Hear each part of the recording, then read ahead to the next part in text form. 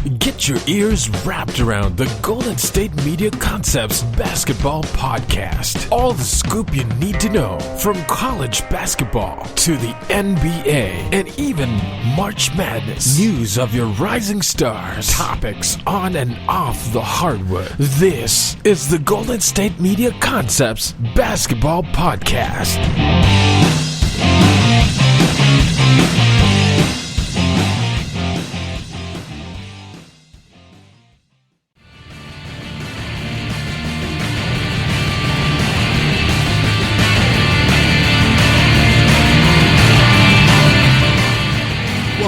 GSMC Basketball Podcast here on the GSMC Podcast Network. I'm your host, Brice Lewis, and we have a very trade deadline heavy show today, talking about a lot of teams that are looking deals at the deadline, players that maybe need potentially, also some teams that also need to make a trade to help improve their lineup, like some championship teams down the stretch that maybe want to need to get that shooter, that 3-and-D guy, to solidify some holes and be able to compete long term.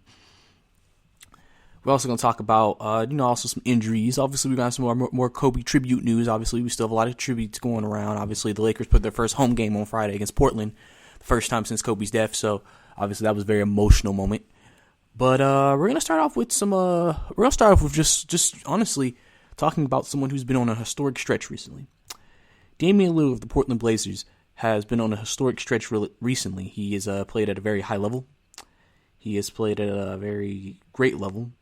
He's one of those guys who, a lot of people, since there's so many good guards in the league, it's sometimes easy to include or disclude people within a certain stretch of time in terms of the position in the NBA. But Damian Lillard is playing one of the best stretches ever, especially a 6-game stretch, because he tied Kobe Bryant for the third most points ever in a 6-game stretch. I believe he's averaging 45 points and 10 assists also over this 6-game stretch, as he's been basically carrying this Portland team on his back. As you know, Portland has been a very injury-riddled team this year. CJ's been hurt. Obviously Zach Collins has been hurt all year. Nurkic has been hurt. They've made some changes. They made a lot of signings and trades. Obviously, they traded for Trevor Ariza, they got rid of Kent Bazemore. They've made a lot of moves. The team is in flux. But and they haven't started off to the great year. Obviously, they signed Carmelo. Carmelo's been a great pickup for them, but they haven't been off to a great start record-wise to start the year. So they've been trying to make moves to improve the team. And Damian Lillard in his last 6 games has been really picking it up. He's been really exploding out the gate. Damian, he's a guy who's tried really hard to compete at a high level and get this team over the top. And he's just carrying the team on his back and saying, we're not going down. We're going to continue to fight for that 8th spot in the Western Conference.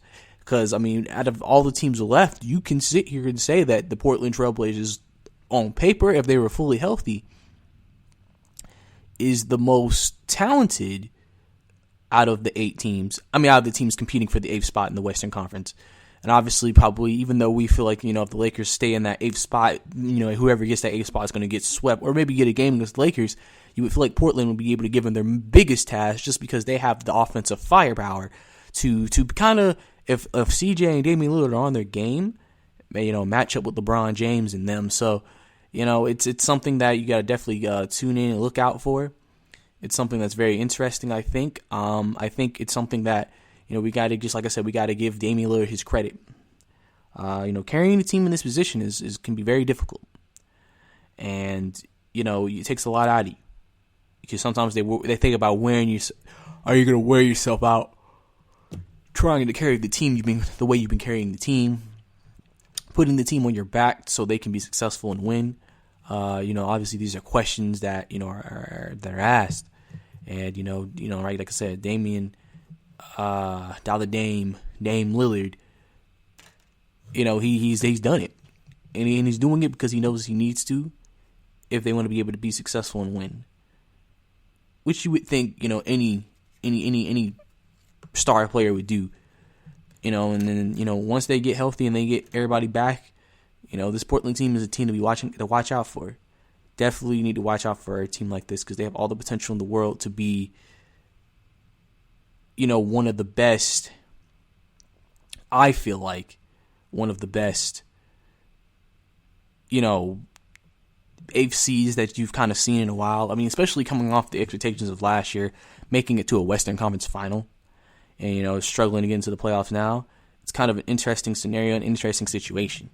So it's very intriguing, I think. But I just want to give Damian Lillard his credit because he's played an extremely great basketball. He's played a historic stretch. He's played fantastic, and he's one of the reasons why Portland even has a chance right now. And you can't take that away from him. You can't take away everything he's done for the Portland Trailblazers and the position they're in right now.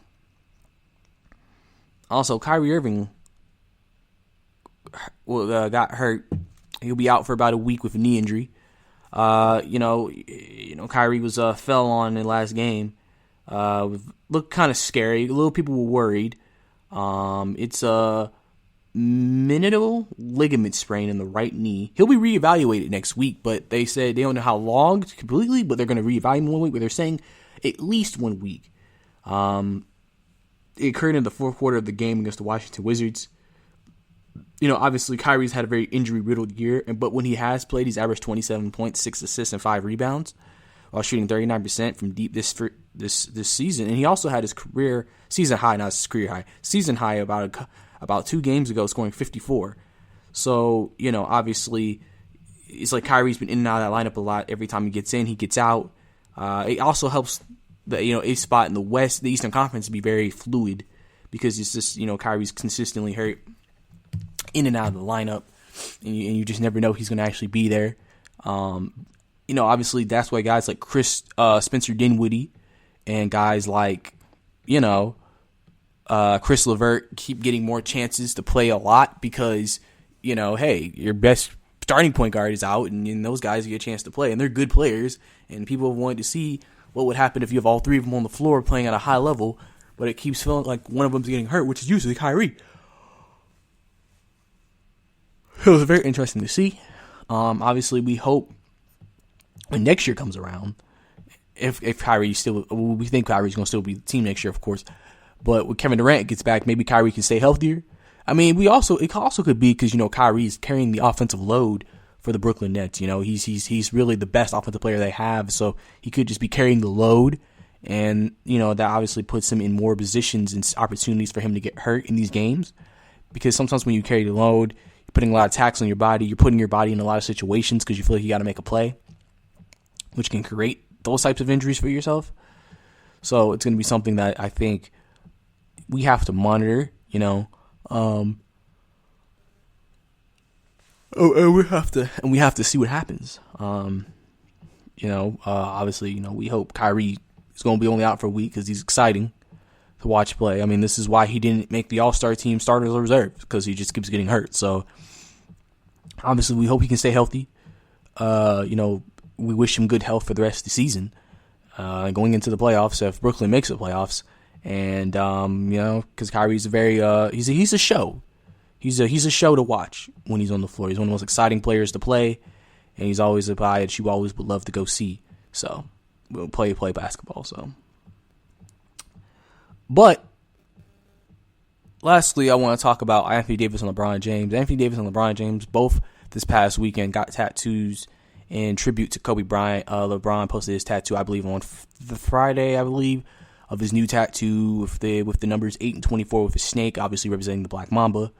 And also Anthony Davis got him a tattoo with a snake, obviously representing the Black Mamba, as them two are, giving their Kobe tribute. Still, a lot of support and emotions outpouring for Kobe Bryant after passing away tragically in a helicopter accident last Sunday. Obviously just the players around the league. I mean, even the Super Bowl, in football, they have tributes out there, players putting Kobe stuff on their cleats and stuff. So clearly, like I said, Kobe's that's felt an impact in every sport and et cetera. So you can see that clearly, it's something that is still very well felt around the league. And, it's just, like I said, everybody's going to have their own way of giving tributes. Obviously, the coaches in the league have been giving tribute to Kobe also by every coaching staff wearing Kobe's. And I mean, it's interesting. I made a comment when I saw it. I was like, I wonder if these coaches, they wear maybe regular dress shoes with their suits and stuff, but they may be wearing these Kobe's like, oh, this is kind of comfy. I see why people buy these shoes, and they might start wearing it around just to keep it around for the season. So Obviously that's everybody just tries to show different ways of giving a tribute for a guy like Kobe. And, all you can do is hope for the best for him and his family. And, we'll just have to see what continues to happen going into the future. But coming up next, we have some news on Steph Curry. Obviously, Curry's targeting March, but should he return?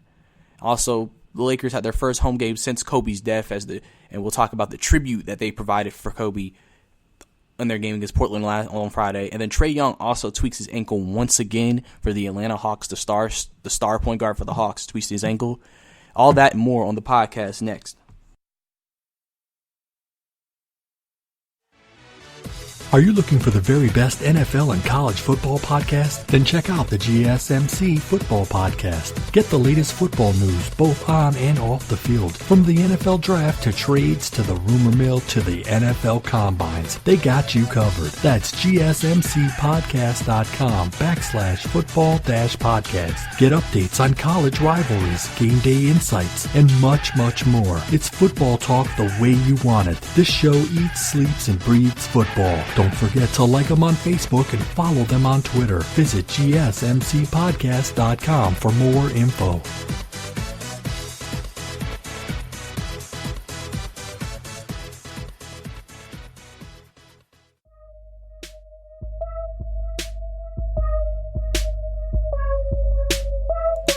Welcome back to the GSMC Basketball Podcast. Last segment, obviously, we talked about LeBron James and Anthony Davis getting tattoos to give tribute to Kobe Bryant. We also talked about the historic 6-game span that Damian Lillard has been on recently in the league, averaging 45 points and 10 assists, leading the Portland Trail Blazers and carrying them on their back while they're suffering all these injuries and people missing games with absences and things like that. Obviously that happens, and that's a big deal. And also Kyrie Irving going to miss some time with a right knee sprain when he was expected to get back, and hopefully he can stay healthy for the rest of the season. Now we're going to get some more talk around the league, and we're going to talk about Steph Curry. So Steph Curry is targeting March for his return to the league, return to playing basketball, return to doing what he loves. He's returning, he suffered a broken hand within the first month of the season, and some people thought he would be out for the whole year, but now they say he'll be back close to the end of the year. So this obviously raises a question, as in, should Steph Curry come back? That's kind of the question that's raised here. The Warriors are not going to be in playoff contention by the time he gets back. There's a very strong possibility they could have the worst record in the league. And is it really worth Steph Curry coming back and playing that last month and a half, maybe month of the season, in those type of conditions on a bad team? Is it worth doing it? Some people think yes. Some people think no. Everybody has their varying opinions of the situation, because it's one of those things where you just kind of feel like, is it worth, going through what you've been through to put yourself in that position to, basically potentially get hurt again? And I think this is a decision that the Warriors have to make. Do you want Curry playing out there? Because what if Curry come back and then he tears his ACL? Now the season that you thought you were getting him back with Clay and maybe potentially a Giannis or another star free agent, now Steph gonna be gone. You get Clay back. I mean, maybe did you keep D'Angelo Russell? Maybe you keep him, Clay. Obviously, Draymond. I don't know. I mean, we don't even know Draymond's gonna be there. A lot of people think this may be Draymond's last year. I mean, so it's a very interesting situation for Curry if he plays. I think that Steph, I can understand why he wants to come back and play, because Steph has been one of the guys. He wants to play with his guys, even if people think this half of this team is not going to be here next year. He wants to play with the team. He loves the game of basketball, and it's kind of one of those things. Like, if he's healthy, why not play? But I think if you do bring back Steph Curry, I think it'd be smart to maybe put him on a minutes restriction. Because, first of all, obviously, the typical things like game shape and stuff, but also just you kind of feel like, okay, let's try to reduce the minutes he could potentially get hurt on the floor. And, let's make sure he doesn't do too much. Because remember, you have D'Angelo Russell who can take the pressure off of you, unless somehow they traded D'Angelo Russell at the deadline. Surprisingly, even though there has been some talks for him, it seems like he's probably going to stay, because they're probably going to ask for a lot for D'Angelo Russell, especially with the contract that they gave him too. So it's going to be interesting to see what happens in regard to that, because obviously you don't want to make anything too crazy, happen in regards to Steph Curry coming back and maybe potentially getting hurt again. And then, you're going to have to go back and okay, what do we do now? Because now our best player is hurt. Our best player has gone through, what we didn't expect, and, stuff like that. So that's kind of the thing there. In other news, the Lakers had their first home game since Kobe's death on Friday against the Portland Trail Blazers. They lost that game after Damian Lillard had a monster game. It was obviously a sad time for a lot of Lakers fans. A very emotional tribute before the game. Boyz II Men, Usher sung before the game. They had Wiz Khalifa at halftime do a duet with someone, and they put a lot of they did video packages. They did Kobe narrating, all the stuff he's done. They narrated it, pieced it together. I mean, it was honestly a spectacle. Obviously LeBron James was very emotional during that tribute. He even gave a speech after all the tributes were over, before the game started, talking about Mamba out, but to us, never forgotten. And very powerful words by LeBron James. Obviously, still very affected by the situation. A very emotional scene, a very historic scene, a very beautiful scene at the Staples Center. All of them coming together. Obviously, they had news covering what was happening outside. A lot of people came downtown to the LA squares and LA circles to experience all that. And it was just one of those things where it's like I said, it's a sad time, but it's also one of the best things you ever see. All these people coming together. It's funny because a lot of people don't know Kobe personally, but a lot of them feel like they know Kobe because, like I said, a lot of people feel like growing up, Kobe came into the league at 17, watching him grow, and then LeBron, saying that after he retired the last 3 years, that's the happiest he's ever seen Kobe, because the things he's seen, with his daughter Gigi, who also passed away, and obviously they're honoring Gigi and Kobe in the All-Star game by having their jersey numbers for each team. It's something that is just extremely beautiful to see and watch, and it's just something it's something that's incredible to me, to just see the outpouring of support for Kobe and his family and his fans, and definitely, like I said, a sad moment in NBA history when Kobe passed. This day will probably forever live in infamy, in terms of this will always be a day that people remember. On this day in January, Kobe passed away, and people are gonna come back and basically be like, okay, well, this is we're gonna commemorate Kobe every year on this day because of what he meant to us and how important he is, and he was being one of the greatest NBA league ambassadors that they've ever had. So that was, like I said, it was an amazing sight. Obviously, Lakers didn't get the win, but just an amazing sight, amazing tribute for Kobe, and the continuation of outpouring support for Kobe and his family. And then lastly, for the segment, Trae Young tweaks his ankle again. This is like the third time this year Trae Young's tweaked his ankle.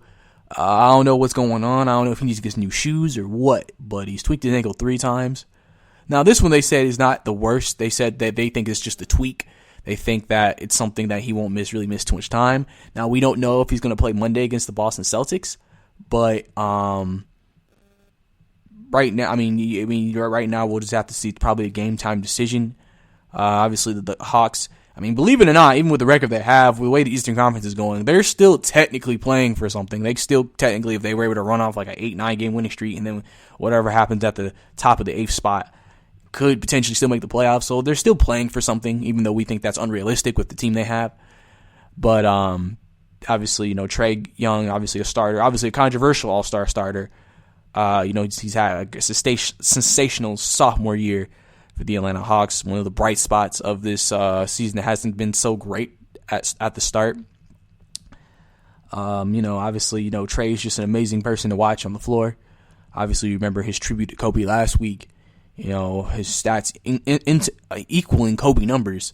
It's a very crazy thing, when you see it. But, obviously, Trae, obviously wish him speed recovery. Like I said, they say it's not serious, so we just hope for the best with him. Obviously, I know the Hawks wish for the best with him. They don't want their star, their piece, their superstar that they've been longing for so long to get hurt, because he means a lot to the success of the team and what they want to do into the future, and so on and so forth. So, like I said, we'll just have to see what happens. And hopefully he can maybe stay healthy long term in the future, so this doesn't continuously keep popping up. Next segment, after the break, we're going to talk about how badly does the 76ers need to make a trade. Is Kyle Kuzma really going to be moved by the Lakers? And D Rose says he wants to stay with the Detroit Pistons, but he also says he understands it's a business. All that and more here on the podcast. Stay tuned. You don't want to miss out on it.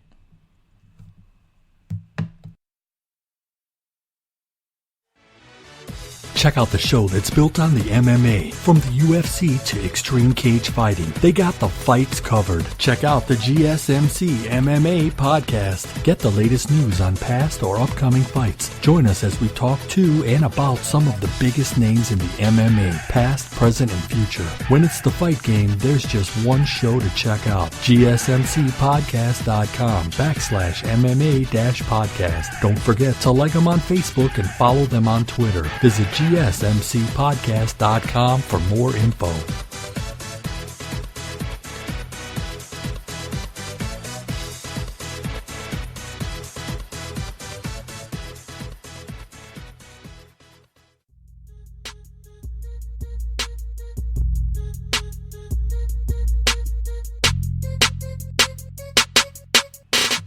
Welcome back to the GSMC Basketball Podcast. Last segment we talked about Steph Curry returning, but should he return? We also talked about, the Lakers tribute to Kobe playing in the first game at Staples Center since his death. We also talked about Trae Young tweaking an ankle again for the third time this year. Like I said, I don't know if it's a shoe problem. I don't know what it is, but hopefully we get that covered, because I don't know if it's maybe the way Trae plays. Something keeps getting that man hurt, but that's what we talked about last segment. But this segment we're going to start off with the 76ers. Now, the 76ers came off a very disappointing loss to the Boston Celtics without Kemba Walker, losing to them in a Saturday night primetime game, and they honestly did not look that good. And I think the weaknesses of the 76ers were kind of exposed in that game in terms of, like what they need. And obviously we knew what they need, which is shooting. And it just looked like in that game they struggled to score against the Boston team with no Kemba Walker. And it's really showing like, dang, maybe the 76ers really need to make a move. I think with the roster they have now, I think it's becoming more apparent they may not be able to beat a Milwaukee Bucks team or even a Boston Celtics team, who is the team who's had their number in the playoffs for the last couple of years. It's one of those things you just feel like we gotta make a move. You gotta get a 3-and-D guy. I mean, they've been heavily interested in Robert Covington, but obviously the Minnesota Timberwolves are asking for a steep price, which I'll talk about more later. He's been a guy they've been wanting to reunite with because they know how good he is as a 3-and-D guy. He's definitely been someone who they've been looking at. Obviously, Danilo Gallinari has been someone they've looked at, because like they're looking for a guy who can defend but also shoot, because they're looking for shooting. And like I said, there's kind of a problem with spacing with them a little bit with, when Simmons and Embiid are both on the floor, because, they're both, and since Simmons doesn't stretch the floor with any shooting, he has to get to the point to score. And even though Embiid can shoot, you don't want him always shooting, so he has to be in the paint. So that means if both of them are in the paint, the paints kind of collapse. And with Ben Simmons, he can get the pass out to guys. It's just they don't have always the most reliable shooting in the world. So definitely, you're trying to make those adjustments and make those changes. The 76ers, I think, need to make some type of adjustment, or something has to happen. I think it's one of those type of situations. If they don't make a move, they will not. I don't see them making it to the NBA Finals, and there's a chance they might not make it to the Eastern Conference Finals. And they have to play better. They have to get better. Some people thought maybe they were fighting a little bit when Embiid was out and Simmons was playing well, but you have to understand, Ben had to step up because Embiid was out. Now Embiid's back. Now the spacing that he might have had when Embiid wasn't there isn't maybe there anymore. So they're going to have to figure this thing out, but I think adding a shooter can definitely help the situation, because I think that is definitely something at this point that they need to add. There's plenty of options out there, so it's just who do they really want? Who do they feel like really fits their team? Who do you feel like is going to get them to where they want to go? And then going after that person and making it happen. That's kind of the big question and the big thing that they have to address and figure out for themselves. So, it's something that, like I said, is going to have to be figured out. Something that's going to have to be talked about in the GM room, and they're going to have to be calling people, engaging in trades. They've tried to get a backup point, for Ben Simmons to add a shooter. I've also looked for a 3-and-D wing guy. So, they could make a couple of trades. I wouldn't be surprised if they could make some trades. They make a couple for a point and a wing. So, and it'll be interesting to see also what they give up. So, we'll have to see what happens when in regards to them, because obviously, they're trying to do what they got to do to make things happen. So that's that. But another trade news, is Kyle Kuzma really going to be moved by the LA Lakers? Kyle Kuzma played well in their last game, but he did let up a uncontested fadeaway jumper by Hassan Whiteside. Now, on paper, that's a great shot, because Whiteside, you don't look at him as a shooter, but Kyle Kuzma at times can be very sporadic with his play, because he is a hot and cold kind of player. Some games he's hot, some games he's cold. He's also very inconsistent defensively. He's you think it's kind of like the typical, the typical pains and growths of a young player like Kuzma. He's in his third year. It's just been a topic for debate, because it's one of those things when you're on the trade debate, the Lakers situation with Kuzma, they're trying to decide, should we keep him? Is it better to keep him or get rid of him? Because he's the only trade asset they really have. So if you think about it, realistically, if he has a bad performance, he may be like, okay, we need to get rid of him. If he has a good performance, it's like, okay, we need to keep him. And some people, it just depends on how you view it. Some people view it as not the best game. Some people view it as a good game. It's a very tough decision, obviously, to be made, because, like I said, Kuzma has the potential to really be one of the reasons why they win the championship. But maybe there's people within LA that think he could be one of the reasons why they also could lose one. Because sometimes with these young players with a talent like Kuzma is that they're inconsistent.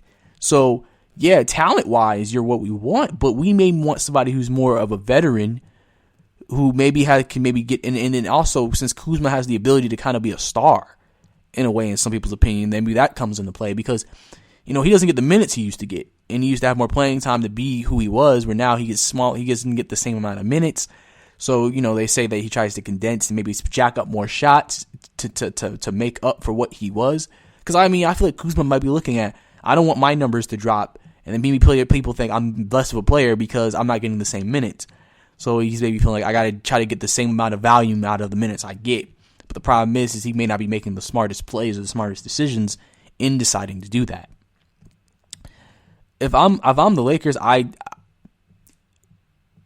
feel like you are good enough with the team currently to at least get to the NBA Finals and potentially win it. So if you trade Kuzma, you have to make sure that the player you're getting is at least comparable or equal to Kuzma, if not better. Because if you get a player who maybe isn't what we consider as good as Kuzma, then some people are going to be questioning this trade.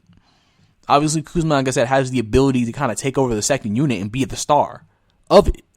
Where if they traded Kuzma, it really isn't a guy on the second unit like, oh yeah, he could be the star of the second unit and really carry it if we had to sit Anthony Davis and LeBron, and Kyle Kuzma was really the only player you can think of that can actually do something like that. So it's definitely a question that the Lakers have to answer, and it's something that I'm sure the trade deadline coming up this week that they're going to have to make a decision on. And also we're going to have to see who's really interested in picking up Kuzma, and who people think and value, how they value him too, in determining if he's worth giving up maybe some potential picks, a player or two for him. And lastly, Derrick Rose says he wants to stay with the Detroit Pistons. I feel like most players say this, unless you're unhappy. I feel like most players always go out and say, I want to stay. Even if they're in a losing situation, they'll keep saying, I want to stay. Because I think players, there is a part of players where there's this pride of, yeah, we're losing now, but what if I stay and then we become good? And then it's just like, whoa, look at me. You know, I stayed through the hard times and we got better. And I can now be one of the responsible reasons for that change. Where if he demands a trade, now everybody's like, okay, there's this distraction. He's disgruntled. He's unhappy. He's this. Obviously, there's a lot of people in talks for Derrick Rose, because Derrick Rose could be a very, very great, good piece for a team that needs a guy like Derrick Rose, because Derrick Rose can come off again, lead your second unit, be that guy. He can score. He can have a big game. He can be clutch. He can end games for you. He's learned how to play at a very efficient level now. Early in his years when he was in the MVP, he would play at a very wild but explosive, but sometimes inconsistent and not efficient. Now he's older, more wise. He's changed his game. He's playing more efficient, but still being very effective in the role that he has, regardless of if he's starting or coming off the bench. And I think that's what makes him such a great trade piece and what a lot of people want. So, we'll have to see what happens. We'll have to see, obviously, if Detroit actually pulls the trigger on a Derrick Rose trade. Obviously, other guys on the team they could trade. So, I feel like Detroit's going to trade somebody, but we just don't know who they're going to trade going into the trade deadline coming up this week. But coming up next, we're going to get into some more trade talk news with the Rockets, talking with teams about Clint Capella, Dennis Smith Jr. also, and the Cavs players also thinking that Tristan Thompson and Kevin Love potentially are on the move, and the Minnesota Timberwolves asking a steep price for Robin Covington right here on the podcast.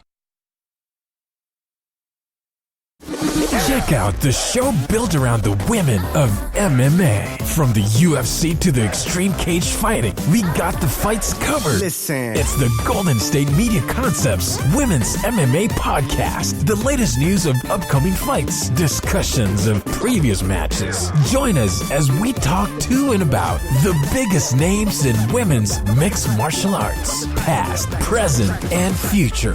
When it's the women's fight game, you know where to listen to. The Golden State Media Concepts Women's MMA Podcast.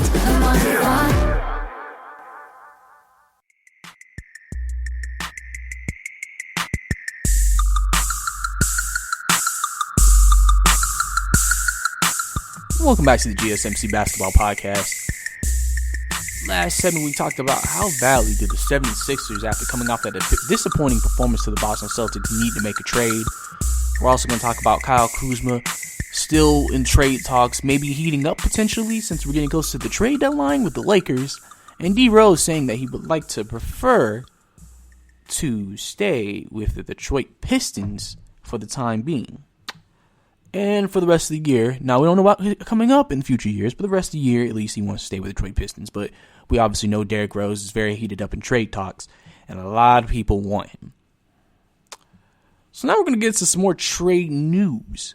The Rockets are currently in talk with many teams about Clint Capella. One of the teams mentioned that is in talks with him is Atlanta. Obviously, Atlanta has been in the market for a while for a center. Other teams may want a center. Capella is somebody that they may feel like... Capella has always been a weird piece to me. I feel like he brings value because of his blocking ability and rebounding. But in terms of what the team wants to do, he really doesn't fit. That's why in certain matchups against certain teams, he's kind of neutralized. They're really looking for a wing and a center. So they're looking for a guy who can probably replace him, but also add a piece to their team. Because I'm sure Houston looks at their team and is like, okay, well, with what we got currently, this probably isn't good enough to get us to where we want to go. Capella is young, 25 years of age, a good center. Like, he's not a scrub by any means of the imagination. It's just for what Houston is, I don't think he fits it. I don't think he fits what they want to do. I don't think he fits what their goal of a team is. And so I think if they can find maybe a more athletic, I won't say athletic because Capella is very athletic. Maybe a shooter with some range potentially. Maybe they're just looking to maybe get more of a solid defending center, because the Capella, you could say, is, if not their best defender, one of the best defensive players on the team.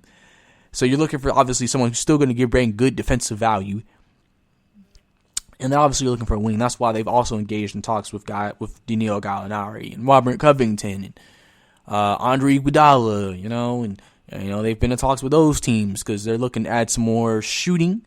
They're looking to maybe extend their lineup. Obviously, Houston has been notorious in previous playoffs for going with shorter and smaller lineups.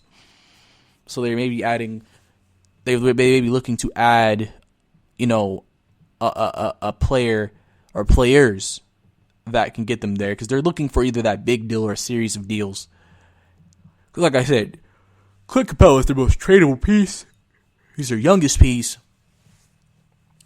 And depending on what they get back on in return, could be the difference between of maybe Houston maybe makes it up and climbs up the Western Conference, or potentially, also depends on how far they make it in the playoffs.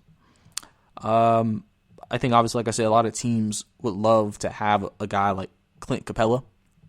Don't forget Dallas was in talks for Clint Capella before trading for Willie Cauley-Stein, because obviously they've been, they needed a center with Dwight Powell going down. Obviously they have Luka down now, but that's a guard, and they've been looking to improve that. So I mean, Houston potentially could make a trade. I mean, like I say, obviously a lot of teams are interested, so it's not like this is a hard trade to make. It's just finding the right deal that you feel like is going to get you where you want, because obviously you might get a good deal, but then it's like, well, we don't have the trade deadline, so let's see if we can get a better deal. That's why, sometimes you have those leaks about what's being offered for certain players, because they're trying to get, teams to, okay, well, we can give them this and then add that, and, stuff like that. So that's kind of where, a lot of teams and players are with that when it comes to stuff like that with Clint Capella. Another trade talk, Dennis Smith Jr. also is in trade talk news. Dennis Smith Jr. has moved around the league. He's currently on the Knicks right now. Dennis Smith Jr., it's kind of crazy, his career. He's a guy who almost won Rookie of the Year his first year. Because he can play. He can play in everything. But for some reason, you have to think about it. The Mavs were a bad team, even with him winning Rookie of the Year, almost winning Rookie of the Year. So they got Luka. So then when Luka was there, he was expendable. Then he got traded to the Knicks. And then the Knicks are bad, so he's expendable again. And it's not, he's one of those guys, he's not a bad player. He can be a starting point guard in this league. He's been a starting point guard in this league. It's just for some reason, it's not sticking him on the team. It's not sticking him on a team. And, he's also had some frustrations this year with the Knicks and some performances earlier in the season, So I'm sure that teams will be interested in bringing in a young guard like him. And so it's going to be very interesting to see what happens with Dennis Smith Jr. I only wish him the best, because I feel like, he just hasn't found that right niche yet with the team, and I think he'll find it eventually. Cavs players also think that the Cavaliers are trying to trade both Kevin Love and Tristan Thompson in maybe a package deal. Obviously, these are the two highest paid players on the Cavs, and they're also the veterans on the Cavs. I think there's this feeling within the organization that they want a big shakeup, and they I mean, we know what's happened this year. Kevin Love has been in trade talks the entire year. Thompson, though, he could be a free agent, so it's one of those things where it's like, well, do we really want him on the team if we can maybe get him for something instead of for nothing? Because that's always the decision you always got to make at this point of the season is like, do you want to let go of a player and potentially get nothing and let him walk in free agency unless you can get a sign and trade? Or do you try to trade him before his contract ends, get something back in return? Because like usually also with signing trade deals, it usually means a lot of the time you don't think you're going to be able to re-sign him, / maybe you're not willing to go out of your way to re-sign him. So you're like, well, let's try to get something for him now. Let's see what type of value we can get. I mean, that's a front court with Kevin Love and Tristan Thompson. Even if they can't trade them together, I think they'll trade them separately. So obviously Kevin Love, I think, is the more valuable guy because he's a guy who can still score at this point in his career. A liability defensively, but can score. Tristan Thompson is more of a rebounder, physical guy, does all the dirty work, can get you some buckets here and there. Is a decent to good defender. It just really depends again on need and what you want. Potentially, that could be maybe where Houston goes with the Capella trade. Maybe, I don't know how they feel about that. I mean, because it's like, obviously, like I said, they're looking for a wing. Would you flip Capella for Love? Would you flip? That would fit what they want to do because Kevin Love can stretch the floor, and I think that would be something I think you need to watch out for and don't overlook it because that could potentially be a trade in the works. Kevin Love flip for Clint Capella and maybe some picks. You just never know. Teams could surprise you if multiple teams have maybe players at the same position they want to trade. Then I obviously like to look at maybe they may be willing to flip players for each other. Obviously, if you get Kevin Love, though, he's going to be there for a few years, so I don't know if they particularly want that. So maybe trade for Tristan Thompson potentially, where his contract expires at the end of the year. And also, compared to when he signed his contract, the contract isn't as bad as basically Kent Capella's was that he signed this past offseason, so you could also be saving money in that role, too. And lastly, the Timberwolves are asking for a steep price for Robin Covington. Covington, from a number perspective, hasn't had one of his best years, but everybody knows how solid of a 3-and-D guy he is. They know how valuable he can be to a championship team. Obviously, a lot of teams are in discussion. Houston, Philly, any team that needs a wing at the Lakers, Clippers, literally everybody's in discussion for Robin Covington. He's one of the more guys I feel like is more surefire to be traded away because of the value and the need that is out there for him. I think that, whoever team he gets, he'll provide an instant boost to. And I think that's why he's a very heavily wanted man within, the entire, NBA. Because they know what he can bring to the table and how he can help improve the team moving forward, going into the future. But coming up next, we're going to switch to some college basketball talk. We're going to talk about the weekend that was college basketball. Some of the big games, upsets, and etc. We're also going to talk about the latest net rankings that are also now that most of the games have been completed. Upsets. Obviously, some things have been shaken up. So stay tuned for that after this break. Tired of searching the vast jungle of podcasts? Now listen close and hear this out. There's a podcast network that covers just about everything that you've been searching. Hey! The Golden State Media Concepts Podcast Network is here. Nothing less than a podcast bliss with endless hours of podcast coverage. From news, sports, music, fashion, cooking, entertainment, fantasy, football, and so much more. So stop lurking around and go straight out to the Golden State Media Concepts Podcast Network. Guaranteed to fill that podcast itch.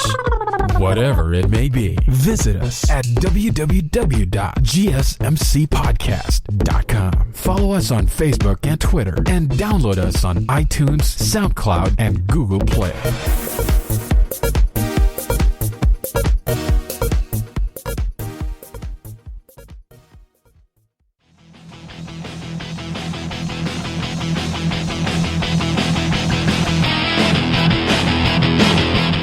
Welcome back to the GSMC Basketball Podcast.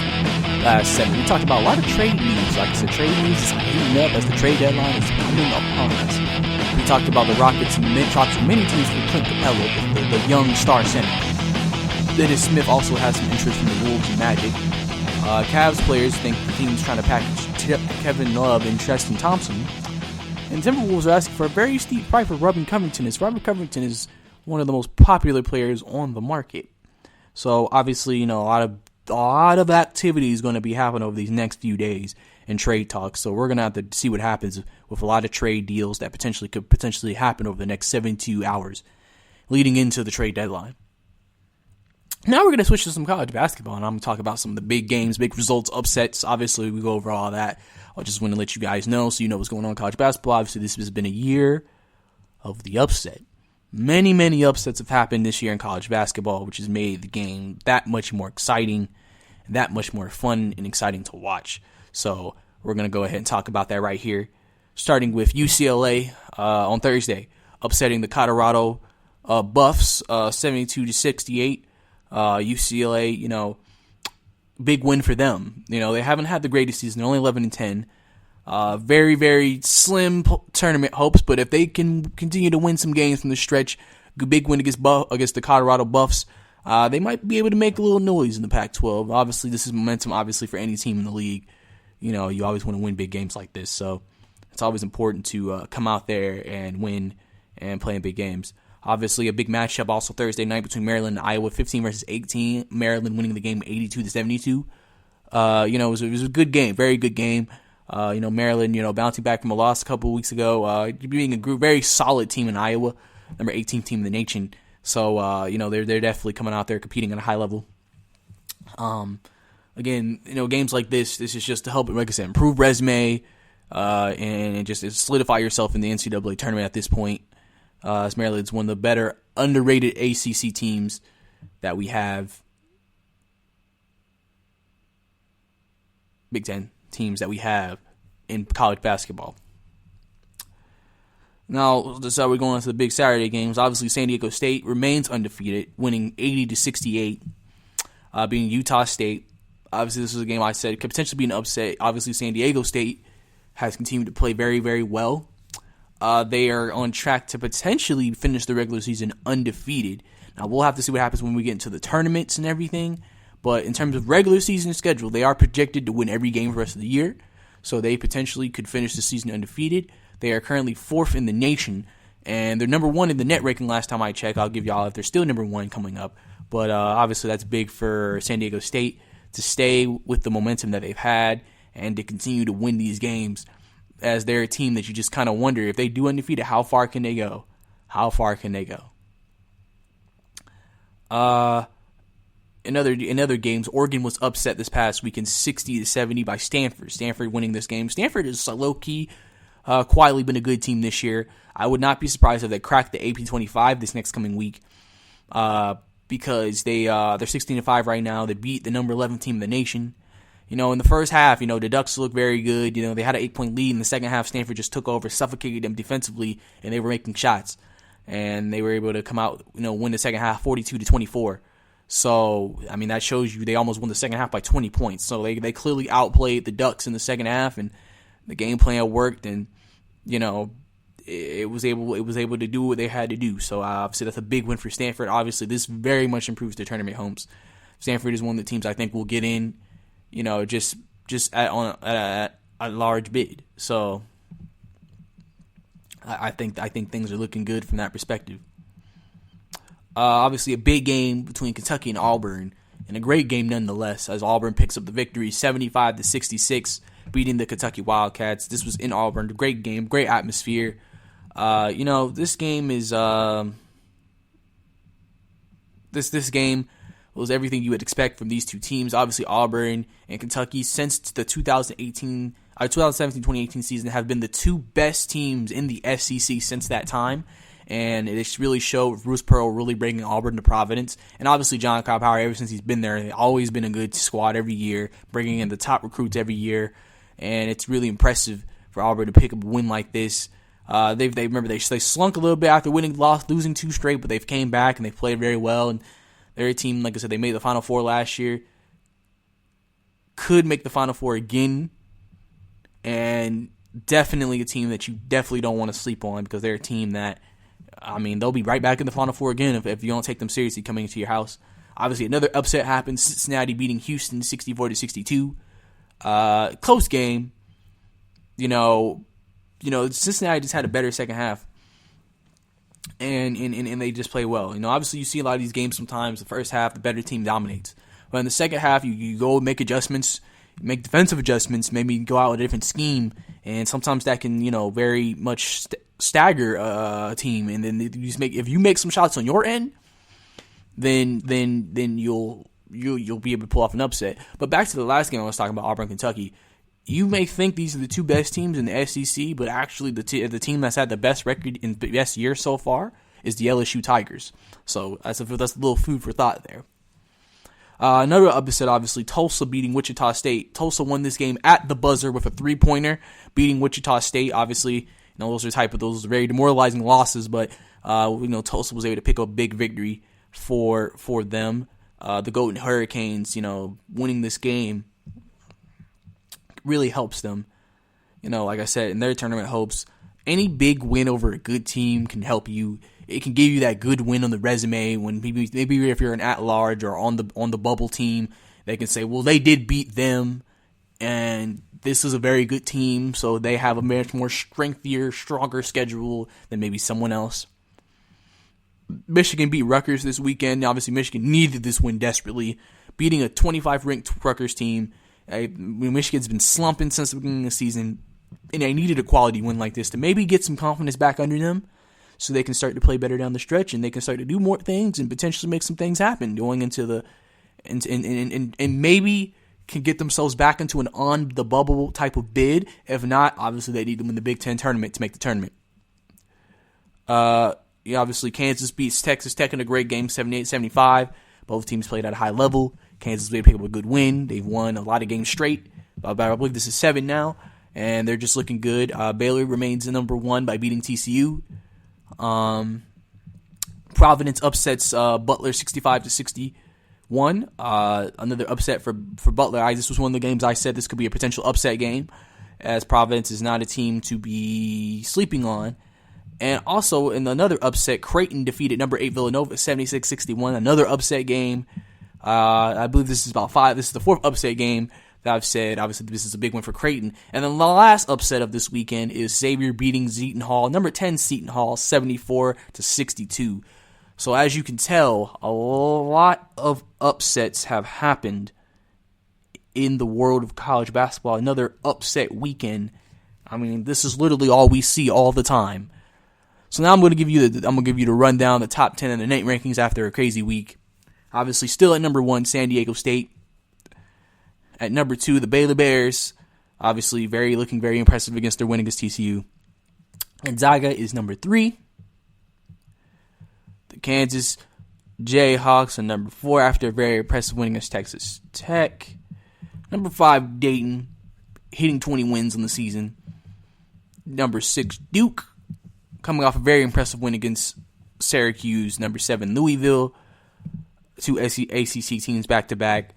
Number 8, Arizona, a team that nobody talks about, but has had a very tough schedule and has won against a lot of good quality wins. That's why, even though they have 6 losses, they're in the top 10, and why the net ranking metric likes them a lot.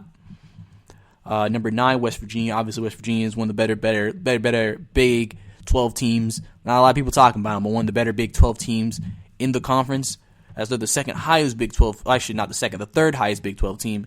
And then rounding out the top 10 is Michigan State. Michigan State, even though they lost yesterday's game, they were just stay in the top 10. I guess they feel like they're looking pretty good, and they should be able to stick around for the time being. But coming up next, I'm going to talk about some of the players I potentially think could be traded this season. And also, I'm going to let y'all know who some of my favorite players are in the NBA so far this year, and just in the league in general. May surprise you, may not. Just depends on how you feel. Everybody has different tastes in players. So I'm going to tell y'all that and more coming up next. You want to stay tuned.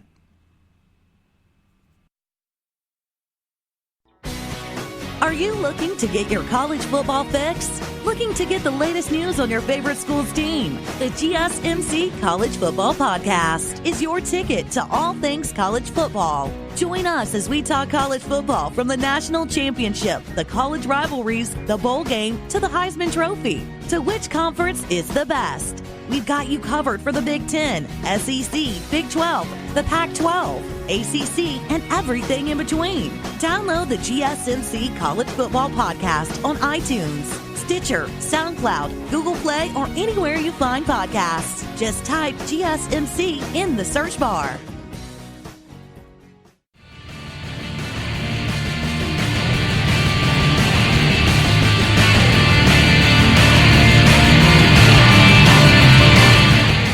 Welcome back to the GSMC Basketball Podcast.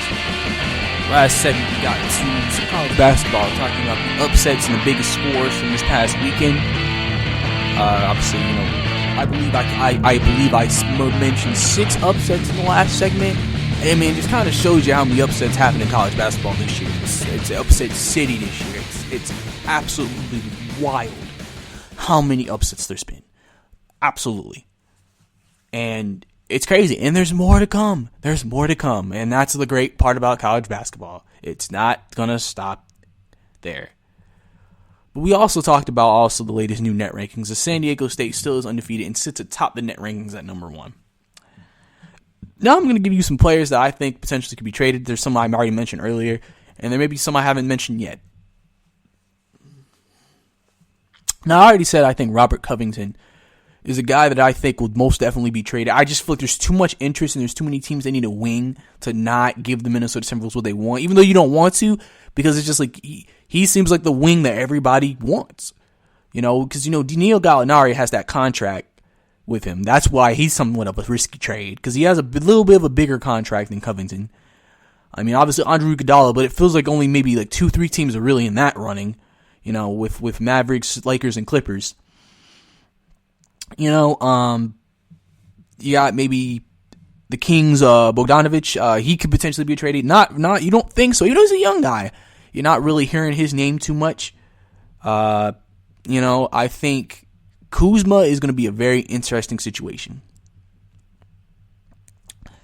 I think Kuzma, to me, is 50-50 right now. Like I said, it really just depends on how the Lakers view him. It really, truly does. Because it's not like he cost you anything. It's really just, do you think with the team you have, does he help this team or does he hurt this team? And if you think that, and if you want to explore your options, what can you get back in return that makes you think that this is going to make us better without Kuzma? Because you ain't trying to not make the team better. You got to get somebody that you feel like, hey, we're improving if we make this trade. So maybe that's multiple players. We don't know. I've made cases with the Lakers without the season that they honestly could just wait for Darren Collison to get their backup point guard and get Andre Iguodala through trade, and then there you go. Because I feel like if Andre Iguodala is the one they get, if they are able to make that trade, it'll be Kuzma for Andre, because I don't see what else Memphis would want on that team. I don't see what they would want to potentially get him off of their hands. A player that we don't really talk about too much, Steven Adams. He's a guy who was kind of in trade talks, kind of has a big deal too. Usually you see, I notice a lot of guys have bigger contracts aren't as prevalent, because obviously a lot of teams are scared of the contract. Adams has a good contract. Obviously, like I said, Atlanta's in the mix for it. Atlanta's really been in the mix for almost every center, it feels like. Other teams like maybe Dallas maybe want to go out and get another guy.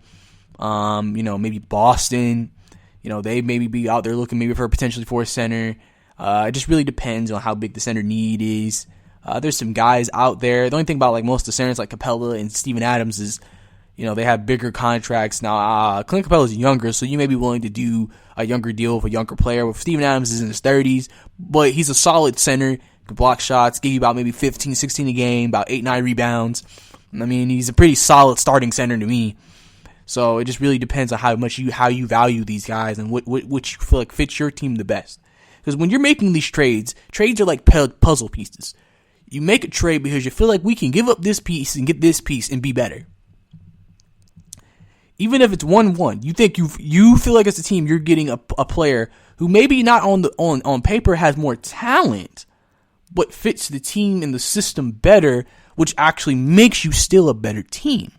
That's why I had mentioned about the Kevin Love.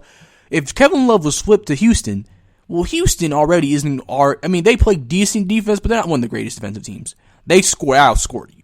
And he would fit what they want to do because they will add a guy now, if they play Kevin Love at center, who could spread the floor, create lanes for James Harden even more, and Russell Westbrook. They can give it out to Kevin Love. He hits threes. And now you're out here with a great, successful spread basketball team. So it really just depends on you. It depends on you. It depends on what you think. So it's going to be very interesting to see what decisions GMs decide to make coming up this week with the trade deadline approaching. Definitely very exciting time in college, not in college, but in NBA basketball. Fans are out here anticipating, like wondering, well, what is my team going to do? Who are they going to pick up? Because, you got some people who are in trade talks like, no, I hope we don't trade him. I like him. I think he works with us. You got some guys who are kind of just like, oh, you don't really want him to like kind of, leave. You got some that are like, oh, no. Oh, we need to trade him. I hope we trade him. I hope we get rid of him. It honestly just depends. Everybody has different thoughts and feelings on stuff. So it really just depends. So. But now I'm going to tell y'all some of my favorite players in the league and why they're my favorite players in the league. Just a little, just a little part of me just like let y'all know like who I like. One of my favorite players in the league is Jimmy Butler. Jimmy Buckets as they call him. Jimmy Butler, the reason why I like him is his personality. I like his personality a lot more than his game because he's a guy who doesn't back down to anybody, who isn't scared of anybody, and is who he is. He's a little different. He listens to country music before games. And Jimmy Butler does not look like a man you would think on paper listens to country music. But that's his pregame warm-up music right there, country. He does things the way he wants to. Think about it. He went to Miami. Even though Miami, we don't look at them as a championship team, he went there and he said, I want to go here. Either I can stay with a team that I know I'm going to maybe potentially competing for an NBA Finals with the 76ers, but won't be my team. And they have two players who people will always view above me, which is Embiid and Simmons. They drafted these guys. Or I can go to the Miami Heat, where I can be the star. And then we have all these young guys that we have now, and Kendrick Nunn and Tyler Hero. And I could potentially be the centerpiece and the core of why this team makes a run in the playoffs. And it means more to him.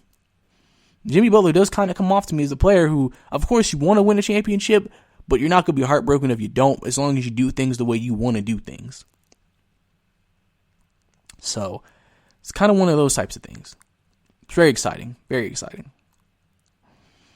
But another player I think is also my favorite, obviously, not to be a homer, is Trae Young. Trae Young, I just think he's one of the most exciting players to watch play. He is one of the best players, I think, as a young point guard, up there obviously with Luka Doncic in the game. He does amazing tricks. Handles are incredible. The shot range is incredible. That's why people had him player comp to Steph Curry, because of his game, because of the way he plays, because of the way he operates. And that's something you can't, that's something that, Trae has always been known for. Even coming out of Oklahoma, the city of Atlanta has embraced him, and I've embraced him.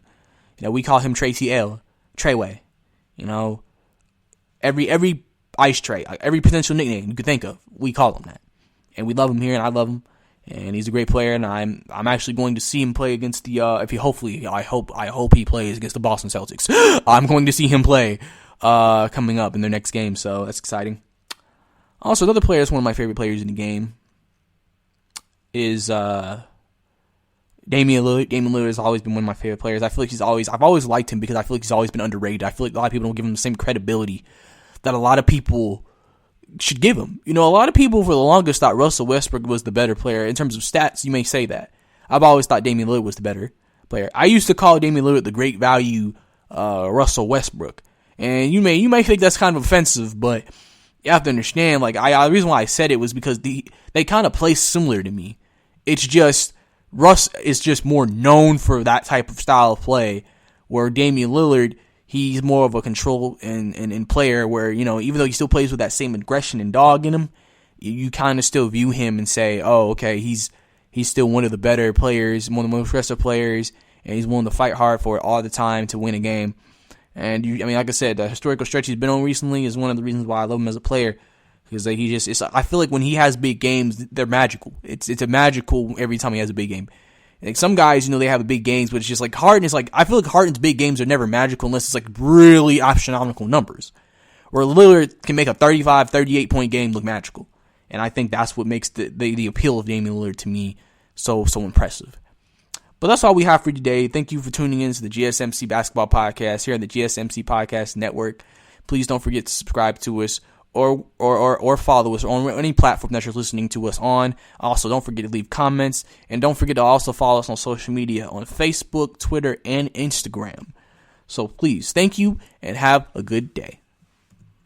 You've been listening to the Golden State Media Concepts Basketball Podcast, part of the Golden State Media Concepts Podcast Network. You can find this show and others like it at www.gsmcpodcast.com. Download our podcast on iTunes, Stitcher, SoundCloud, and Google Play. Just type in GSMC to find all the shows from the Golden State Media Concepts Podcast Network, from movies to music, from sports to entertainment, and even weird news. You can also follow us on Twitter and on Facebook. Thank you, and we hope you have enjoyed today's program.